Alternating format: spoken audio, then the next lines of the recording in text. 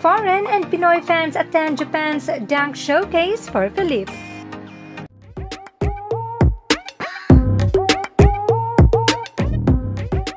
Talaga namang dinagsan ng napakaraming tao ang Dunk Showcase, isa sa biggest musical event sa Japan. At hindi naman nagpahuli ang mga Pinoy, Japanese and other foreign fans para magbigay ng suporta kay Philippe bilang the first Filipino artist and first P-pop soloist to ever attend the Dunk Showcase and perform at the K-Arena, Yokohama. Not only that, trending naman ang 5 tags ni Philippe dito sa Pinas at ang isa ay kabilang sa worldwide trend at number 14. Here are some fans now in K-Arena to watch Philippe.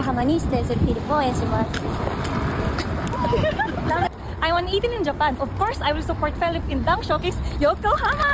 Hey! 18 ako sa Japan. Siyempre, susuportahan ko si Philippe sa Dunk Showcase, Yokohama!